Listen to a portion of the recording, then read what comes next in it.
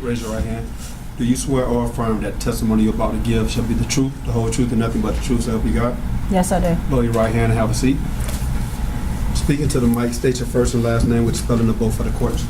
Amanda Johnson, AmandaJohnson.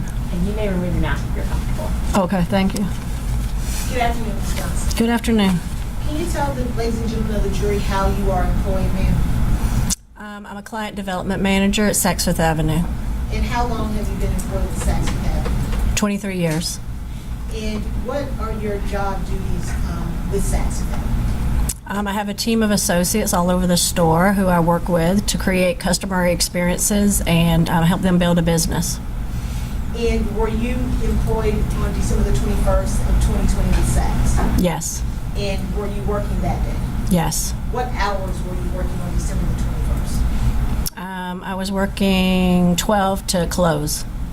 And is there a particular department that you work with, or how are you assigned once you come into Saks to work there? I have associates all over the store. We don't have departments any longer. And did something unusual happen on December the 21st? Yes. And about what time was it when this occurred? It was at closing, which we closed around 8 o'clock that night. What do you recall occurring on December the 21st of 2020? Shots being fired in the parking lot. Where were you prior to hearing shots fired? What was going on in the store? We were in the process of closing the store. And did something occur as y'all are closing up? When you say closing the store, y'all locking doors, letting customers out of the store? Yes, both of those. Closing registers, recovering the store for the next day, yes. And at some point, are you checking the outside doors that lead out into the Peachtree parking lot? Yes. And did something occur when you were at the door of the exit over by Peachtree Road? Yes. What do you recall occurring? Someone came up to the door after we were closed and was banging on the door, asking me to let them in, saying they had been robbed in the parking lot and they needed to be let back in the store. What brought you to that door to observe that individual banging on the door? I had just let somebody out and I was locking the door back and I was turning around and then I heard somebody at the door.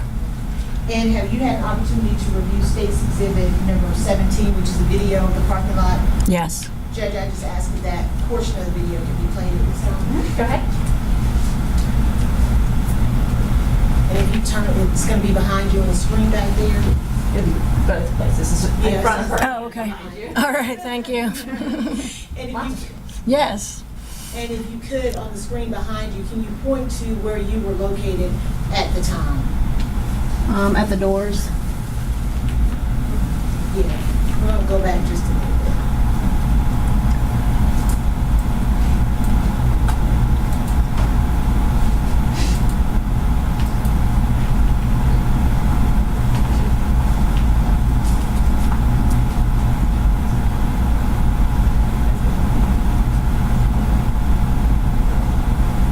Are you able to see where you're standing at in State's Exhibit number 17? Right there. At the door. And is that the individual that we see in State 17 running to the door? Yes. How did, And that was Felicia that just went in the door. when that person came to the door, how did they appear? In duress, frantic, frustrated. They wanted to get in. What did you tell them when they asked to get in? I told them I couldn't let them in. I would go get the security guard. And what did you do at that point? I went over to shoes and flagged down the security guard and we went back to the door. Let me ask you, when that person came up to the door, were you able to see their hands at all? I don't recall. Do you recall seeing that that person had a weapon on them? I did not see a weapon. And you said you went to get security. Yes. Where did you go to go get security? I went down the main aisle and we flagged them down. And once you got security, what happened? We went back to the door, but the gentleman wasn't at the door anymore. About how long did it take you to go get the security guard? Probably less than a minute. And when you came back, the individual was no longer there. Correct. Did you see anybody outside in the parking lot area? Yeah, there were people in the parking lot.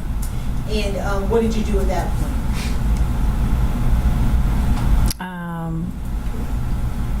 I mean, I turned back around, and shortly after that, I heard the gunshots. How many gunshots did you hear? I thought I heard 3. And what did you do upon hearing those gunshots? I got on Zello, which is the radio app that we use, and I let everybody know that was closing that night that I had heard shots in the parking lot. Did you see what direction those shots came from? No, Were you able to see who fired those shots? no. And I'm going to play for you State's Exhibit number 48.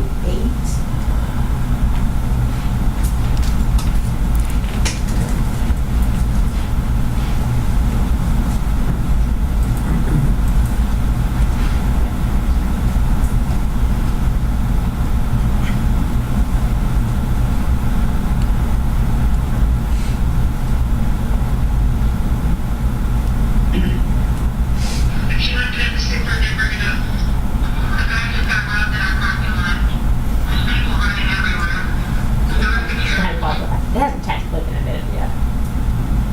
Who's that speaking at that point? Felicia. And are you able, on the screen behind you or in front of you, to tell us what time that communication is occurring? This says 8:20.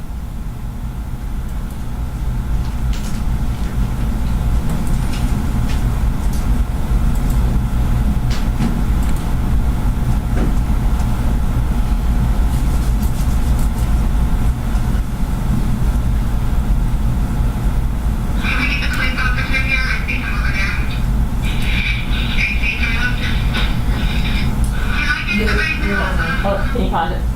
Yeah. I guess I wasn't understanding what the purpose was, so I would be objecting that it hasn't been admitted at this time.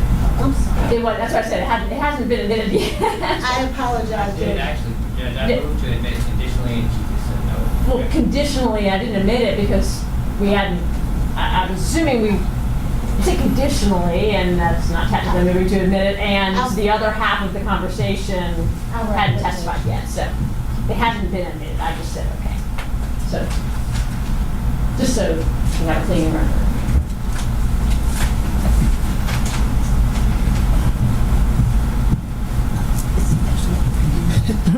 So this, I'm showing you State's Exhibit number 48. Do you recognize that? Yes, And what is it? the Zello communication from that night. Have you had an opportunity to listen to that communication from that night? Yes, Has there been any additions, deletions, or modifications to that Zello communication on that night? no, Now the state would ask the State's Exhibit 48 be admitted to evidence. Isn't it? Now you play. Thank you, Judge. If you can start over, I know I was Yes, interrupting, Judge. so yeah, feel free to start over.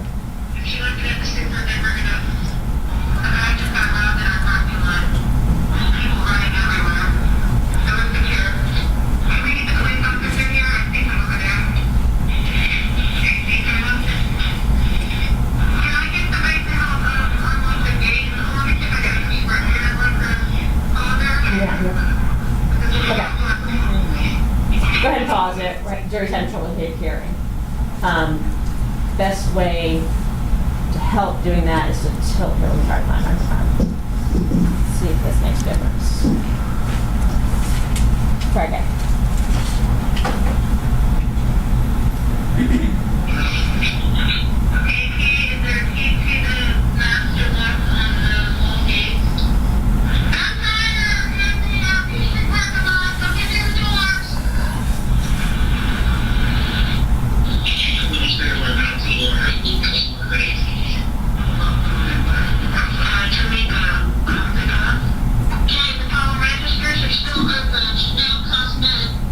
Is that you indicating shots fired?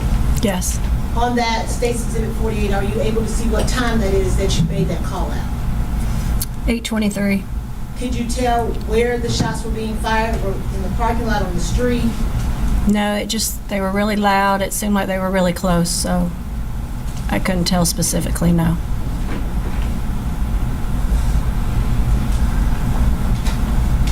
Did you you, after that, what happened next? After After you made the call out that shots had been fired? I went back up the aisle and I started screaming at Felicia, who was near the mall door, and the other couple associates that were in the store, for everybody to get away from the doors, that shots had been fired. Were there still other customers in the store? There was a dad with his daughter. And what about other associates? Yes, there was a couple. Nothing further than this. Russ? Good afternoon. Hi. What you experienced, you saw a man that said he had been robbed. Yes. Right? And you described him as under duress, right? You have to say yes or no. Oh, yes. And asking for help, right? Yes. You didn't see a gun, correct? No. And you didn't see the shooting in this case, correct? No. You just saw a man that was robbed, right? I saw a gentleman at the door who said he had been robbed. Yes. A redirect? And I just want to clarify, the transmission on indicating that there was a robbery, that was timestamped at 8:20. Yes. And when you came into contact with that gentleman who said he had been robbed, did you tell him you were going to go get help? Yes. Did you go back to the door? Yes. Was he still there? No. So he left before you could get help? Yes. Recross? You're free to go. Thank so you. much, ma'am. Thank you.